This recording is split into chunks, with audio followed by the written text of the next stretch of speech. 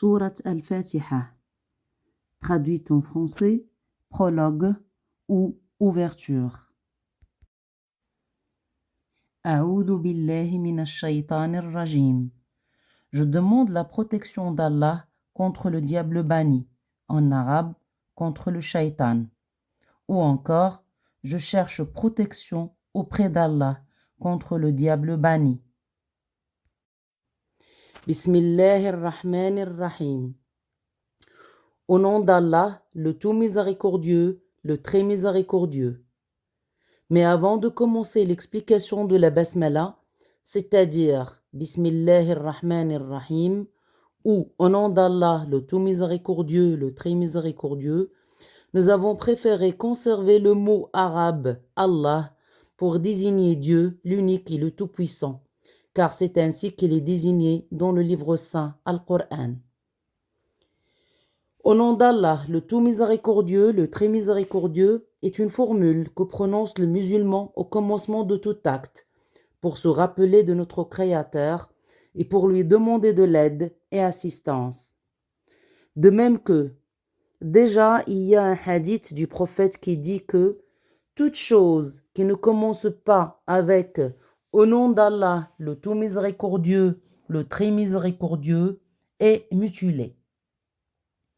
Donc, la basmala, ou au nom d'Allah, le tout miséricordieux, le très miséricordieux, est une formule très importante en islam, car c'est une formule à prononcer à tout moment lors du commencement de tout genre d'acte.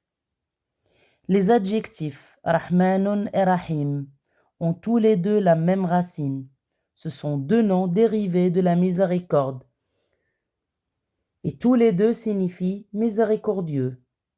Mais le premier mot, Rahman, est un terme plus intense que l'autre, Rahim. D'où la traduction suivante. Le tout miséricordieux, le très miséricordieux. Le tout miséricordieux, Rahman, est pour signifier qu'Allah généralise sa miséricorde sur toutes ses créatures, sur tout ce qui existe sur cet univers. Le très miséricordieux, Rahim, veut dire celui qui a une abondance de miséricorde ou celui qui est plein de miséricorde, surtout pour les croyants. De même que le très miséricordieux veut dire celui qui pardonne généreusement et facilement tous ceux qui expriment ou demandent miséricorde. Alhamdulillahi Rabbil Alamin. Louange à Allah, Seigneur de l'univers. Toutes les louanges et tous les remerciements sont dus à Allah, le Seigneur de l'Alamin. Al-Alamin, dans ce verset, est un mot en arabe, au pluriel, qui veut dire les mondes. Donc, le verset pourrait avoir comme explication louange au Seigneur de l'univers ou de tous les mondes qui existent. Ar-Rahman ar-Rahim, le tout miséricordieux, le très miséricordieux. Déjà expliqué dans le début de cette sourate, le tout miséricordieux est celui qui généralise sa miséricorde sur toutes les créatures, alors que le très miséricordieux est celui qui est plein de miséricorde. Malik Yawmiddin, le maître du jour de la rétribution.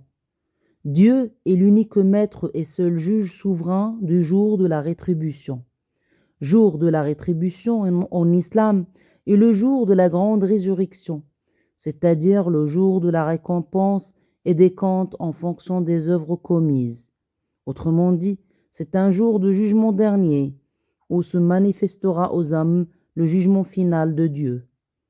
Un jour universel où les œuvres des croyants pieux seront lourdes et les œuvres des non-croyants seront légères. En effet, en islam, 3 événements caractérisent cette fin des temps.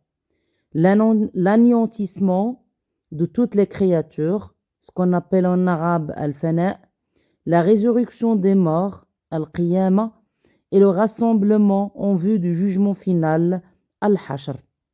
Bien sûr, des signes remarquables vont précéder ce jour de jugement dernier et leurs explications seront ultérieurement évoquées dans les prochains versets.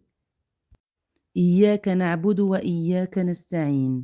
C'est toi seul que nous adorons et c'est toi seul dont nous implorons secours.